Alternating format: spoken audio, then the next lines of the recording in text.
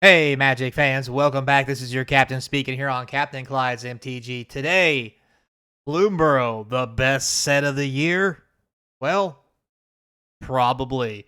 Before we get into that, don't forget, comment, like, subscribe, hit that subscription button. It's down in the right corner. We get to 2,000 subscribers, we're going to have another giveaway. Become a member. We're having a member giveaway next month, October, technically. You have to be a member in September to be ready to be eligible for October. Anyway, so with all that said, links in the description, let's get into it. So, Magic fans, how are you doing? I'm on my way to vacation, but before I go over this Labor Day weekend, I'm going to put into work. That's what Labor Day is about. And, barbecuing, drinking, and doing dumb shit. But anyway, that's later. So, what we have here is Bloomburrow, the best set of the year. Odds are, for standard, it definitely is. So, let's take a look at it. We'll start off here with Karlov Manor, the foreclosed house of silliness. So, as you can see, Karlov has some pricey cards in it. Now, mind you, these are all serialized cards, which is why they're pricey. Once we actually get out of that range, and we start getting to box prices, play boosters for $83, $159 for collectors. Is that real? Let's take a look. Yep, $164 after tax, so $165, a little high. You can see here it's had lots of ups and downs. Wow, all down to $136. Should have bought them then. They're now $30 higher. And with serialized cards, maybe a little worth it. But then we have the play boosters bottoming out at $83. Is that the real price? Well, $10 for shipping makes them $93 after tax. They're technically $100. So, still not good, but could be worse. And how does Karlov Manor stack up to the regular cards in the set? Well, the Vein Ripper is dropping down to $20 after the recent bannings. Undercity Sewers, special printings, and normal ones are $16. All of these Surveil lands are popping a squat at the $15 to $20 range, and that is pretty good. Vein Ripper holding the high spot for the most part in all categories and all stylings. Delany, the Streetwise Lookout and Showcase, is holding at 17. After that, again, all the land cycle. This set's about lands. If you don't get a land card, you're probably hosed. The regular Delaney's are popping around 10. Again, more land cycle. Massacre Girl wrapping up the bottom of the charts at 8. More land cycle. Massacre Girl again at 6. And then War Leader's Call. And after that, we're around 4 to 5. We're around $5 to $4. And that's on page 2. Now, benefit here, there are lots, and I mean lots of land in here. There's 10, one for every color. So pulling a $10 land out of this, you pay $100 for the box, that's probably just fine. So is it worth $100? I think so. But the problem with that, it's probably cheaper just to buy the lands you need and just move on and not risk buying a box, especially play boosters, when the best you're going to do is get a $20 Vein Ripper or a couple of these cards, which, to be honest, nobody's feeling them. So, probably the worst that we got. Now, with that being said, coming in second so far after that set was Thunder Junction, looking a lot better, $185. Is that the real price? Let's take a look. $185, yep, shipping included, so $200 probably out the door, give or take. Play boosters, $115. Is that the real price? Yes, it is. Well, $117. Whatever. Math's hard. So, $17 more per box, but what's it packing? So, unlike Karlov Manor, there are no serialized cards in this set, yet the product is selling for more. Wow. But if you look in the set what we have, we got a $36 card, $25, $20. Terror of the Peaks at $15. We got Slick Shot the Pimp, the Hydra, a couple other cards around $8, $5, $7. But you'll notice these drop down into the $5 range on the first page. But yet, the boxes are selling for more. Why is that? Well, there are some good Commander cards, but that's probably not all. A lot of the cards you're seeing here are very playable. Every card you see on this page here, everywhere from Bristlebilly, Terror of the Peaks, Slick Shot, the Pimp, the Hydra, 3 Steps Ahead, Final Showdown, Tiny Bones, even the Railway Brawler is seeing standard play. These are all playable cards in some way, shape, or form. And because of that, it's holding a pretty high price tag. 3 Steps Ahead is being played in almost every deck because the option to have a counterspell or make a token or draw 2 cards and discard 2. Why choose between countering a spell or drawing a card when you can pick when you cast? Like, there's so much good things going on. So much good. That's a double negative. Anyway, there's so many good things going on here. It's hard to pick. I mean, Terror of the Peaks is not probably going to be the best standard card, but it's great in Commander, along with some other decks, and people just love it. Bristlebilly, the price is starting to go down after the Nardu ban, which is this is one of the power players in that deck. But this is also good in other decks. So it's going to be hard to keep this card down. Slick Shot's holding at $10, a $10 rare.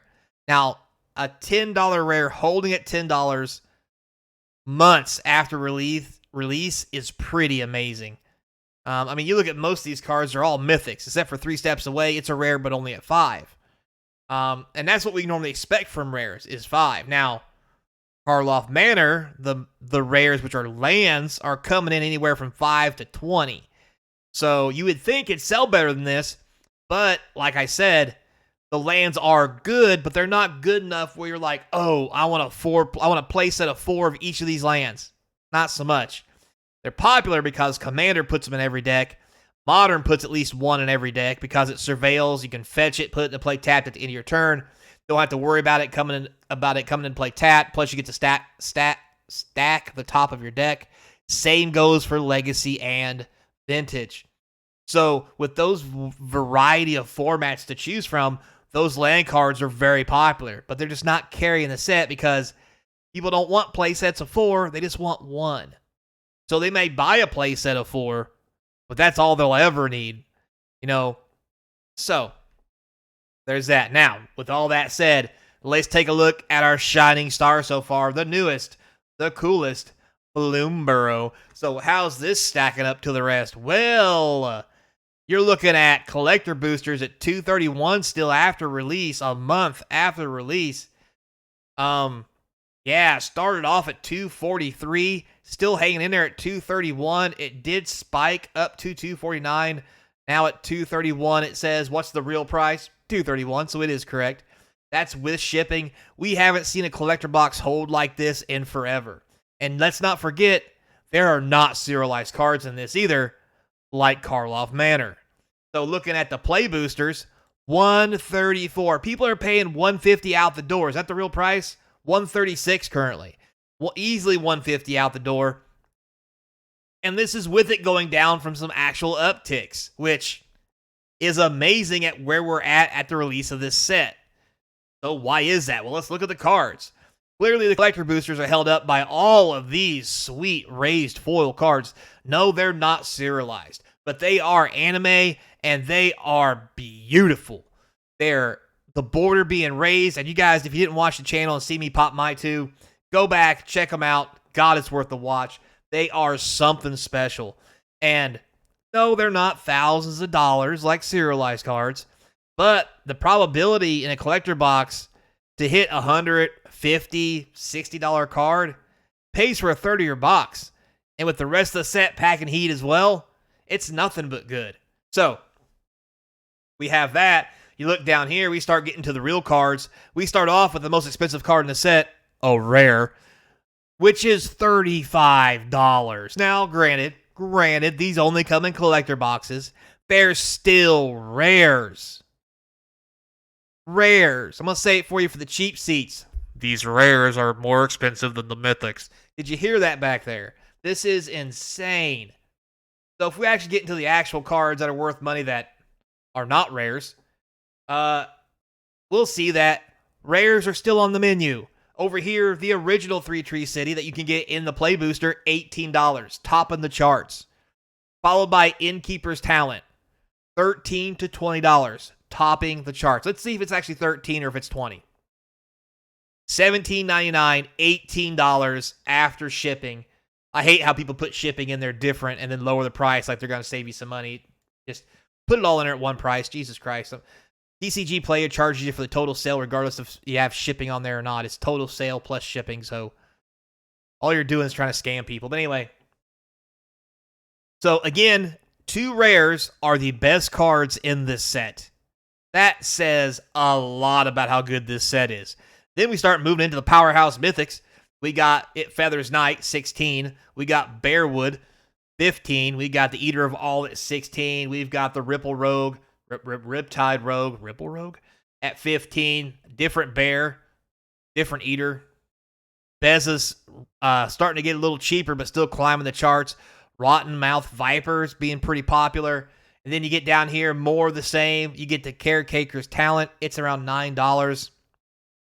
Another rare coming in. We got Ral. We got Season of Gathering.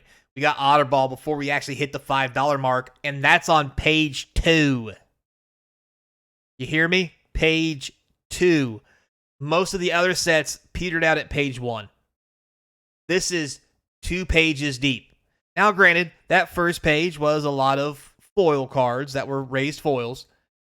But if you keep going, you have a whole nother page of $4 cards almost.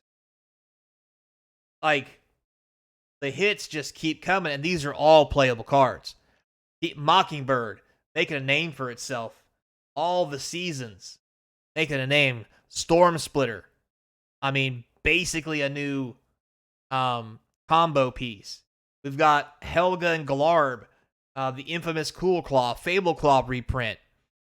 I mean, there's just so much going on here.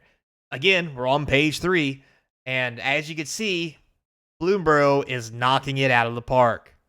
And if you look, there's not a lot of listings. I mean, 47 listings for collector boosters, not a ton. Just gonna say it. I mean, if we go back to the other ones, Thunder Junction, 53 listings. Karlov Manor, I'm on the wrong page. Come on. Collector boosters. 43 listings. So, this thing is worth $100, almost $100 more than Karlov, with only 4 extra listings. That's saying something. That's saying something about the sell-through rate, the demand, and what people want from these sets. So, at the end of the day, let's take our hats off to Bloomberg and pet the bunny. Ooh, it's a cute little bunny. Because it came out looking like this.